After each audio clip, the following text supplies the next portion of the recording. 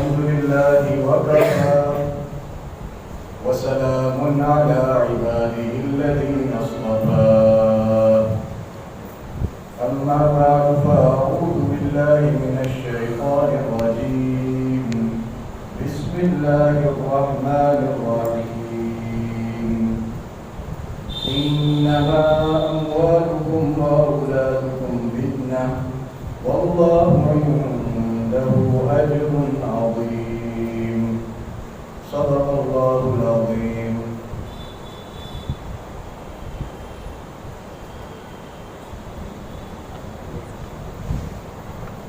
Machine کس کو کہتے ہیں؟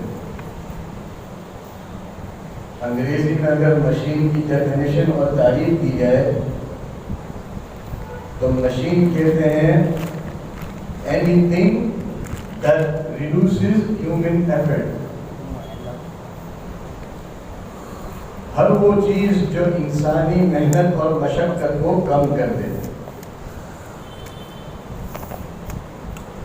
اس کو کہتے ہیں مشین.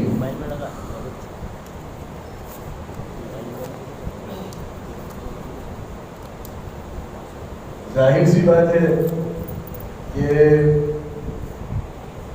ہر کوئی بھی عقل مند کسی بھی مشین کے بارے میں، کسی الیکٹرانک ڈیوائس کے بارے میں ایسا کبھی بھی نہیں کہا کہ اس کا وجود خود جڑ بھی گئے، خود بخود چلنا بھی شروع ہو گئے اور اب تک خود بخود چل بھی رہے ہیں. کوئی بھی دانش مند اور عقل مند اس بات اور اس نتیجے تک نہیں پہنچے گا.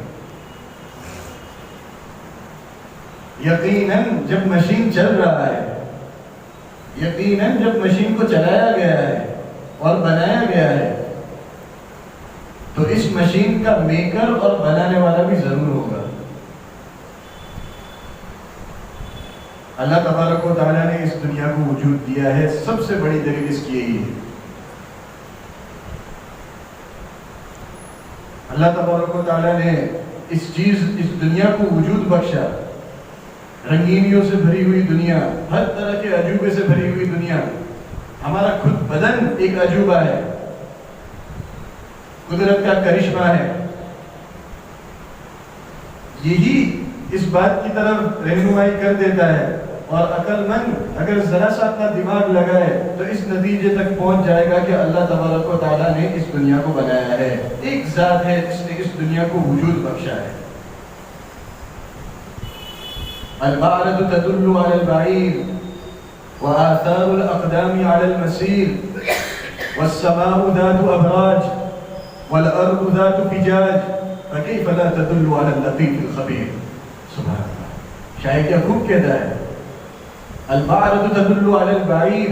مینگنیاں یہ دلالت کرتی ہیں اور رہنمائی کرتی ہیں اس بات کی طرف کہ یہاں پر سے ایک جانور گزرا ہے.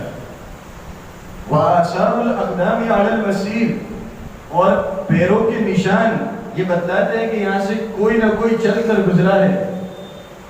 والسماء ذات ابراج والارض ذات فجاج فكيف لا تدل على اللطيف الخبير. کہ آسمانوں کی طرف ذرا نظر اٹھا کر دیکھو، بغیر چھت کے اللہ تعالیٰ نے اس کو بنایا ہے.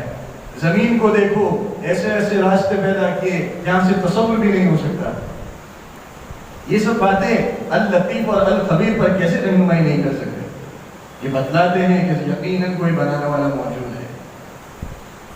اور جیسے ہر بنانے والے کے بارے میں کہا جاتا ہے کہ وہ جب مشین بناتا ہے تو ساتھ ساتھ میں ایک انسٹرکشن مینیول بھی ساتھ میں رکھتا ہے، ایک کتابچہ رکھتا ہے ساتھ میں، جس کو دیکھ دیکھ کر وہ مشین کو کس طرح استعمال کرنا ہے اس سے رہنمائی حاصل کرتا ہے کہ یہ مشین جو میرے سامنے ہے میں اس کو صحیح طریقے سے کیسے استعمال کروں، اس کے اندر فساد پیدا کیے بغیر، یعنی اس کو بگاڑے بغیر.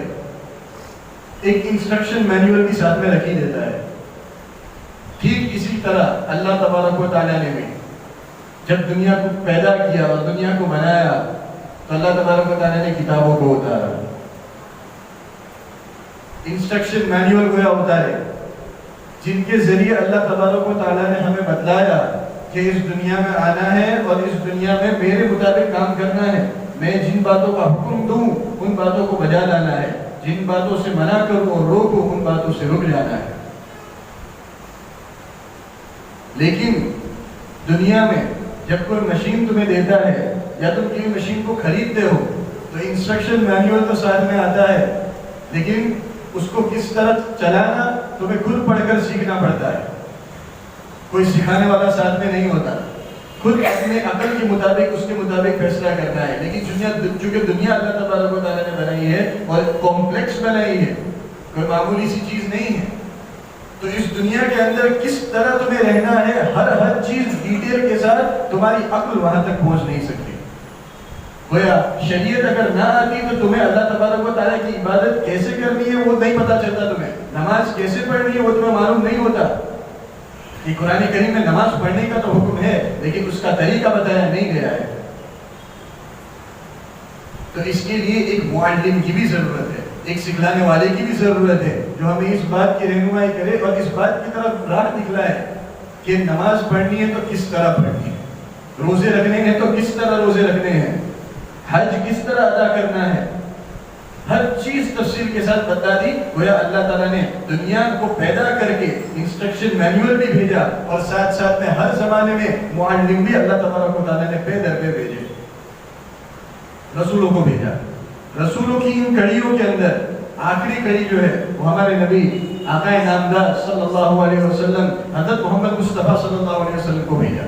اب آپ صلی اللہ علیہ وسلم سے بہتر معلم نہ کبھی دنیا میں آیا ہے نہ کبھی دنیا میں آئے گا۔ صحابی کا کہنا ہے رضی اللہ تعالی عنہ، ما رأيت معلما قبله ولا بعده احسن منه صلی اللہ علیہ وسلم، ان کے جیسے معلم نہ میں نے پہلے کبھی دیکھے تھے نہ ان کے بعد کبھی دیکھا میں نے۔ بہترین ٹیچر جس کو کہا جاتا ہے، ہر چیز کی تعلیمات دی، ہر چیز کے آداب حقوق سکھلائے، حقوق اللہ سے لے کر حقوق العباد تک، کس کو کس طرح انجام دینا ہے، ہر ایک کی ذمہ داریاں بتائیں، اس لیے کہ انسان اپنی ذمہ داریوں سے انسان بنتا ہے، ورنہ اس کے اور جانوروں کے درمیان کوئی فرق نہیں ہے۔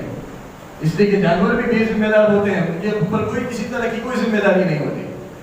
تو اللہ تبارک و تعالیٰ نے رسول کو بھیجا اور ہر ایک کے ذریعے ہر ایک کی ذمہ داری بھی بتا دی کہ تمہیں ہر ایک کو حقوق سکھلانے ہیں، کس کو کس طرح کس کے ساتھ کیا رہنا چاہیے، ہر طریقہ بتا دیا گیا، پورا پکچر تمہارے سامنے اللہ تبارک و تعالیٰ نے رسول کے ذریعے رکھ دیا۔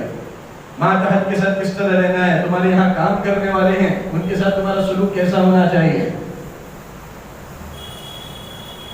تمہارے گھر والے جو ہیں ان کے ساتھ تمہارا سلوک کیسا ہونا چاہیے، تمہارے بھائی بہن ہیں، تمہارے والدین ہیں، ہر ایک کے ساتھ تمہارا کیا کیا کس طرح کا سلوک ہونا چاہیے، تم کون سی چیز ان کو او کرتے ہو، یعنی تم کون سی ایسی چیز ہے جو تمہاری طرف سے ان کو دینا ضروری ہے، اسی کو حق کہا جاتا ہے۔ ہر چیز بالتفصیل بیان کر دی، یہاں تک کہ قرآن کریم میں اس بات کی بھی صراحت ہے کہ والدین کو اف تک نہ کہو، یہ لفظ بیان کیا گیا ہے، فلا تقل لهما اف، یہاں تک کی ڈیٹیل اور صراحت بیان کر دی گئی ہے، فلا تقل لهما اف۔ ٹھیک اسی طرح آپ صلی اللہ علیہ وسلم نے یہ بھی بتا دیا کہ اگر اللہ تبارک و تعالیٰ نے تمہیں اولاد سے نوازا ہے اور اگر اللہ تبارک و تعالیٰ نے اولاد کا یہ عظیم تحفہ تمہیں دیا ہے تو اس کی کس طرح تمہیں قدر کرنی ہے، ان کے کیا کیا حقوق ہیں یہ بتلا دیے تاکہ ان حقوق کو ادا کر کے گویا اس طرح تم نعمت کا شکریہ ادا کرو، کیونکہ شکر صرف زبان سے ہی نہیں ادا کیا جاتا، تمہارے افعال کے ذریعے بھی، تمہارے کاموں کے ذریعے بھی، تم کس طرح نعمت کو یوز کرتے ہو اور استعمال کرتے ہو، تم اس نعمت کے ساتھ کس طرح کا برتاؤ اور بہیو کرتے ہو، اس طرح سے بھی شکر کیا جاتا ہے اور شکر ادا کیا جاتا ہے۔ تو یہ حقوق بھی تمہیں بتا دیے گئے۔ والدین کے حقوق یقیناً اپنی جگہ پر محترم بالشان ہے اور ان کو بجا لانا ہی ضروری ہے، لیکن ساتھ ساتھ میں اولاد کے تم پر کیا حقوق ہے یہ بھی جاننا بہت زیادہ ضروری ہے۔ ہمارے معاشرے میں اس چیز کو لے کر بہت زیادہ کوتاہی پائی جا رہی ہے، کیونکہ ہمیں معلوم ہی نہیں ہے کہ میرے بچے کے میرے اوپر کیا حقوق ہیں۔ انہی حقوق کا تبصرہ تھوڑا آپ کے سامنے کرنا چاہتا ہوں۔ سب سے پہلا حق جو ہے اولاد کا جو تم پر ہے وہ ہے کہ تم جب وہ پیدا ہو، ویسے تو اس کی ذمہ داریاں جو ہے ماں کے پیٹ سے ہی شروع ہو جاتی ہیں، لیکن پیدا ہونے کے ساتھ ساتھ سب سے پہلے تو اس کے کانوں میں اذان دی جائے، دائیں کان میں اذان اور بائیں کان میں اقامت کہی جائے۔ اس کا فائدہ کیا؟ تو شیطانی اثرات سے بچہ محفوظ رہتا ہے، کیونکہ ہمیں معلوم ہے یہ بات کہ شیطان جو ہے یہ اذان کی آواز سے بھاگتا ہے، اور یہ بھی اذان دی جا رہی ہے، لہٰذا سب سے پہلا حق یہ ہے کہ باوضو ہو کر قبلہ رخ ہو کر اس بچے کے دائیں کان میں اذان دی جائے اور بائیں کان میں اقامت کہی جائے۔ تو اس طرف بھی ایک لطیف اشارہ مل گیا کہ بچہ پیدا ہو تو اس کے کانوں میں اذان دی جائے، اور جب کسی کا انتقال ہوتا ہے تو ہم کیا دیکھتے ہیں کہ اس پر نماز پڑھی جاتی ہے بغیر کسی اذان کے۔ تو گویا اللہ تعالیٰ نے اس بات کی طرف بھی اشارہ کر دیا کہ تمہاری زندگی جو تمہیں دی گئی ہے یہ اتنی مختصر ہے جتنی اسی اذان اور نماز کے درمیان کا جو وقت ہوتا ہے، اتنی مختصر ہے، تمہیں اسی طرح گزارنی ہے اسے۔ گویا جب اذان تم سنتے ہو تو مسجد کی طرف لپک آتے ہو اور تیاری میں لگ جاتے ہو کہ اب مجھے نماز ادا کرنی ہے۔ اللہ تعالیٰ نے بچپن سے یہ اشارہ دے دیا کہ تمہیں موت کی تیاری کرنی ہے، تمہیں بالآخر میری طرف آنا ہے۔ تو اذان سب سے پہلا حق۔ دوسرا حق تحنیک، جس کو کہا جاتا ہے تحنیک، کسی بزرگ یا نیک آدمی کے پاس کھجور یا شہد کوئی میٹھی چیز چبوا کر بچے کے تالو پر مل دینا۔ اس کی وجہ سے بچے پر نیک اثرات مرتب ہوتے ہیں، اس کے اندر نیک اثرات منتقل ہوتے ہیں۔ آپ صلی اللہ علیہ وسلم سے خود یہ بات ثابت ہے کہ کان یبرک علیہم ویحنکہم، آپ صلی اللہ علیہ وسلم ان کے لیے برکت کی دعا بھی کرتے تھے اور تحنیک بھی کیا کرتے تھے، اسی کو تحنیک کہتے ہیں۔ یہ بھی ایک حق ہے بچے کا، لیکن ساتھ ساتھ حدیث میں یہ بھی بیان کیا جاتا ہے کہ یکتا بالصبیان، آپ صلی اللہ علیہ وسلم کے پاس جو تھے اولاد لائی جاتی تھی۔ جب بچہ پیدا ہوتا تھا تو صحابہ کے دلوں میں اتنی عظمت اور یہ احترام تھا کہ وہ اولاد کو لے کر آپ صلی اللہ علیہ وسلم کے پاس حاضر ہوتے تھے۔ بہرحال ہمارے علماء کا آج ہم اس طرح احترام نہیں کرتے، اسی وجہ سے آج امت زوال اور پستی کا شکار ہے۔ تیسرا حق جو بیان کیا جاتا ہے، ویسے تو حقوق بہت زیادہ ہیں، اجمالی طور پر میں آپ کے سامنے رکھ رہا ہوں۔ 7ویں دن عقیقہ، اگر استطاعت اور قدرت طاقت اللہ نے تمہیں دی رکھی ہے، مالی حیثیت ہے تمہاری تو قربانی کرو، خوشی کا موقع ہے، سنت ابراہیمی ہے۔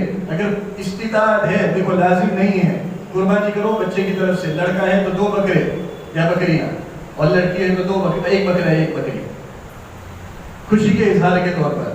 اس کی وجہ سے بھی بچہ شر سے محفوظ رہتا ہے اور برے اثرات سے محفوظ رہتا ہے۔ ساتھ ساتھ میں اس کے بال وغیرہ جو ہیں وہ بھی اسی دن منڈوانے ہیں، اگر ختنہ ہو سکے تو اسی دن کرنی ہے، 7ویں دن، لیکن اگر بچہ کمزور ہے تو بعد میں بھی کی جا سکتی ہے، کوئی مسئلہ نہیں۔ چوتھا حق جو ہے اس میں بھی بڑی کوتاہی پائی جاتی ہے، وہ ہے نام رکھنا۔ اچھا نام رکھو، اپنی اولاد کا اچھا نام رکھو، اس کا بھی اثر اولاد پر پڑتا ہے۔ اینٹک نام تلاش مت کرو ہٹ کر، جس نے کسی نے کبھی وہ نام نہ رکھا ہو ایسا نام چاہیے، لوگوں کو ایسا نام چاہیے ہوتا ہے۔ فرعون اور حامان نے بھی ایسے بھی یہ بھی تو نام ہیں جو کسی نے نہیں رکھے، تو نام اس طرح رکھنے کا کوئی فائدہ نہیں ہے بلکہ نقصان ہے۔ ایسے نام رکھو جو اللہ تعالیٰ کو پسند ہے، جس میں عبدیت کا اظہار ہے۔ حدیث میں آتا ہے احب الاسماء الی اللہ تعالی عبد اللہ و عبد الرحمن، او کما قال، کہ سب سے زیادہ پسندیدہ اگر کوئی نام ہے اللہ تعالیٰ کے یہاں تو عبداللہ ہے اور عبد الرحمن ہے۔ کیوں؟ اس لیے کہ اس کے اندر بندگیت کا اظہار ہے، بندگیت کا اعلان ہے۔ وہ اللہ تبارک و تعالیٰ کے غلام ہونے کا یہ بچپن سے ہی اعلان کرتا ہے بچہ۔ اللہ تعالیٰ کو یہ بات بڑی پسند ہے، عبداللہ، اللہ کا غلام، اللہ کا بندہ۔ اور پھر اس کے بعد انبیاء کے نام رکھو۔ آپ صلی اللہ علیہ وسلم نے فرمایا تسموا او سموا باسماء انبیائکم، کہ جو نبیوں کے نام ہیں وہ نام رکھو، اس میں بڑی برکت ہوتی ہے۔ ایک کنیکشن نبیوں کے ساتھ اسی وقت سے جڑنا شروع ہو جاتا ہے، اور ظاہر سی بات ہے کہ پھر تو اثرات مرتب ہونے ہی ہونے ہیں۔ آپ صلی اللہ علیہ وسلم کی کوئی سنت بھی ادا کرنا ہے اس میں، کیونکہ خود حضور پاک صلی اللہ علیہ وسلم نے اپنے صاحبزادے کا نام ابراہیم رکھا تھا۔ نبیوں کے نام ہیں، صحابہ کے نام ہیں، صحابیات کے نام ہیں، یہ ان ناموں میں برکت ہے، ان ناموں میں بڑی برکت ہے۔ 5واں حق، بچے کو اچھے ادب سکھاؤ۔ حدیث شریف میں آتا ہے ما نحل والد ولدا من نحل افضل من ادب حسن، اور کما قال علیہ الصلوۃ والسلام کہ کسی والد نے کسی باپ نے اپنی اولاد کو حسن ادب سے زیادہ اچھا تحفہ نہیں دیا، اچھے اخلاق سے بہتر کوئی چیز نہیں دی، کوئی عطیہ نہیں دیا۔ گویا اگر تمہیں اپنی اولاد کے لیے کچھ کرنا ہے اور خود اپنے لیے بھی کرنا ہے تو اپنی اولاد کو اچھے ادب سکھلاؤ۔ ادب سکھلانے کا مطلب یہ بھی ہے کہ اس کو عبادات کا پابند بناؤ، یہ بھی اچھے اخلاق اور ادب کے اندر داخل ہے۔ آج بڑی کوتاہی اس سلسلے میں پائی جاتی ہے، خود ہم اس چیز پر عمل نہیں کرتے اور ہم عبادتوں کو صحیح طریقے سے انجام نہیں دیتے۔ ہم جہاں سچ بولنے کو تو بالکل آدمی بھول ہی گیا ہے، تو بچے کو تو بول رہا ہے کہ تمہیں ہمیشہ سچ بولنا ہے، جھوٹ نہیں بولنا، اور مومن کبھی جھوٹا نہیں ہو سکتا، لیکن خود جھوٹ پر جھوٹ بولتے جاتا ہے۔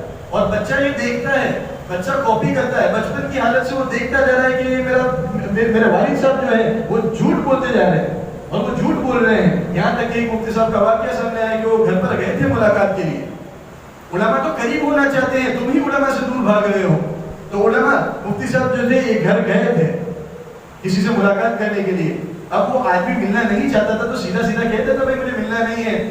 جو بچہ تھا بچی تھی اس کو کہہ دیا کہ جا کر یوں کہو کہ میں گھر پر نہیں ہوں، تو بچے نے بھی آ کر یوں نہیں کہا کہ ابا بولتے ہیں کہ ابا گھر پر نہیں ہے۔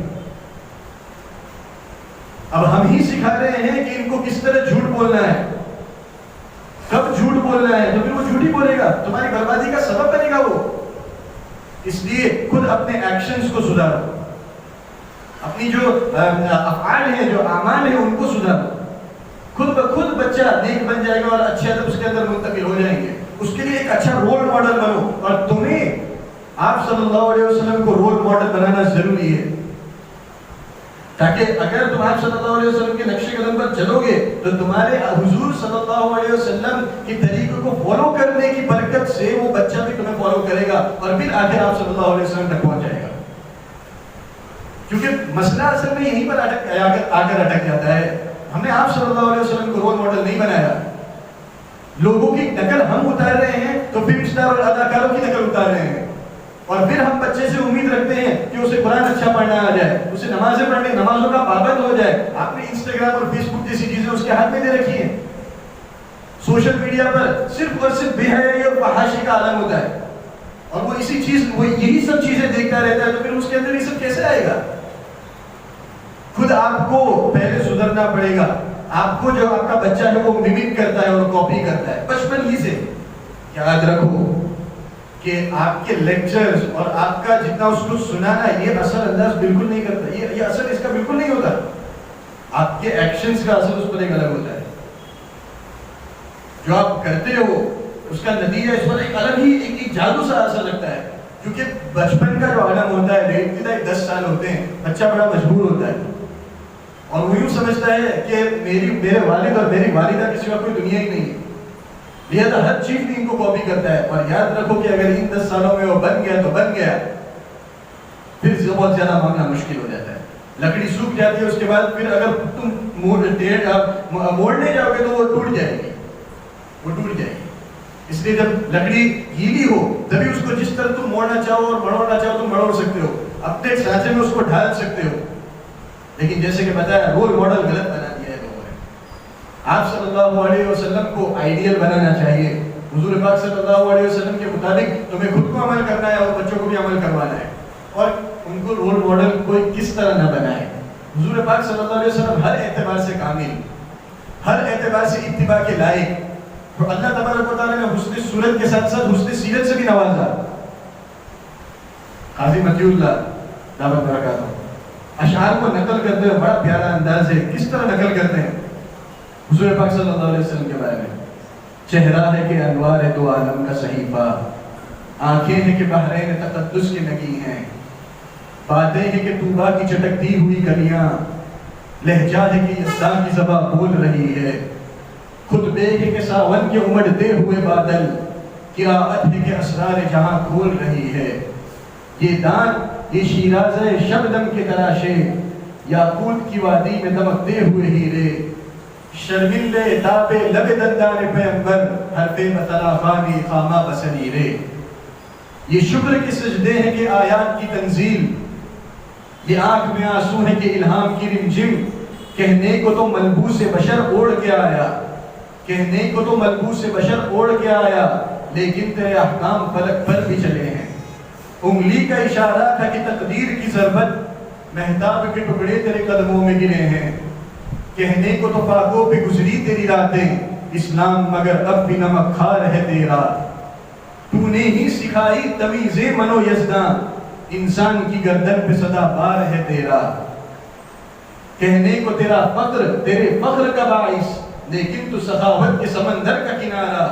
کہنے کو تیرے سر پہ ہے دستار یتیمی، لیکن تو زمانے کے یتیموں کا سہارا۔ سبحان اللہ۔ ایسی شخصیت کو رول ماڈل نہ بنایا جائے تو پھر کیا کریں؟ اتباع تو ان کی جانی چاہیے۔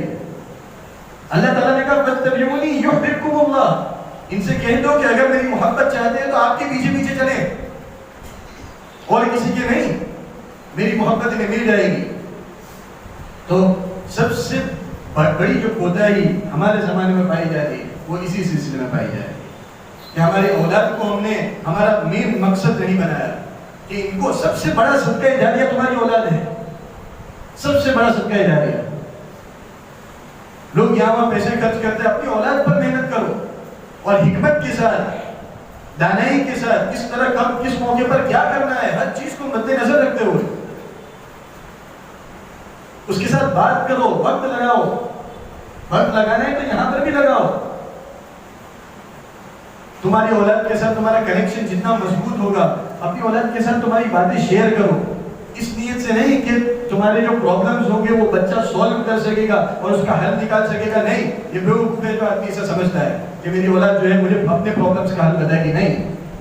لیکن بچپن کی حالت سے اگر تم نے ایسا کیا تو بڑے ہو کر وہ خود اپنی پرابلمز تمہارے سامنے شیئر کرے گا۔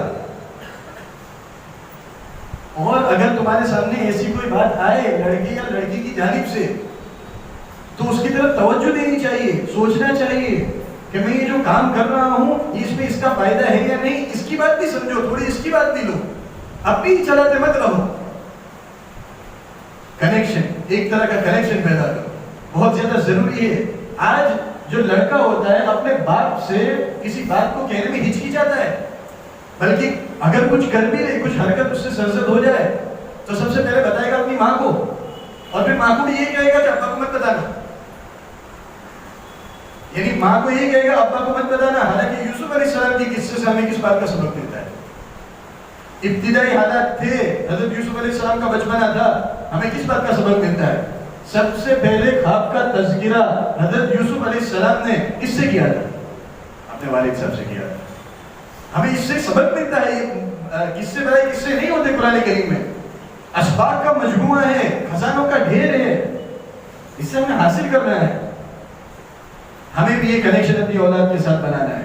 انی رأیت احد عشر کوکبا والشمس والقمر رأیتهم لی ساجدین۔ اور باپ کا اپنی اولاد سے واقف ہونا بھی بہت زیادہ ضروری ہے، واقف ہونا بے حد ضروری ہے۔ گویا خلاصہ یہی ہوا کہ اپنی اولاد کو نماز کا بھی پابند بناؤ اور جھوٹ مت بولو، اس کے سامنے بھی جھوٹ مت بولو، اور اگر اس سے کبھی جھوٹ نکل جائے تو اس پر کبھی کمپرومائز بھی مت کرو، اس لیے کہ جیسے ابھی بتایا میں نے، مومن کچھ بھی ہو سکتا ہے لیکن جھوٹا نہیں ہو سکتا۔ سچ بولنے کی عادت اس کے اندر ڈالو، اور یہ کام تم ہی کر سکتے ہو۔ استاد جو ہیں وہ مدرسے تک ہیں اور ان کا احترام کرنا ہے، لیکن اصل تمہیں اپنے گھر کے اندر بھی تو ماحول بنانا ہے۔ وہ بیچارے مدرسے میں محنت کرتے ہیں لیکن تم نے اپنے گھر کے اندر ہی وہ ماحول نہیں بنایا تو وہ تو آ کر سب ختم کر دے گا۔ ماں حق کا جلدک مثل ذکرک فتول انت جمیع امرک۔ اس بات پر اپنی بات کو ختم کرتا ہوں کہ اپنی اگر پشت کو کھجانا ہے نا تو اپنے ہی ناخن کام آتا ہے، اپنے خود کا ہی ناخن کام آتا ہے۔ اس کا خلاصہ یہ ہے، تو تمہیں بھی اپنی اولاد کی اسی طرح فکر کرنی، ان کے حقوق کو بجا لانا ہے۔ دیکھو اگر ان پر اچھی محنت کر لی تو کل کو قیامت کے دن یہ تمہارا ہاتھ پکڑ کر جنت کے راستے میں لے جائیں۔ اللہ تبارک و تعالیٰ عمل کرنے کی ہم سب کو توفیق نصیب فرمائے، آمین۔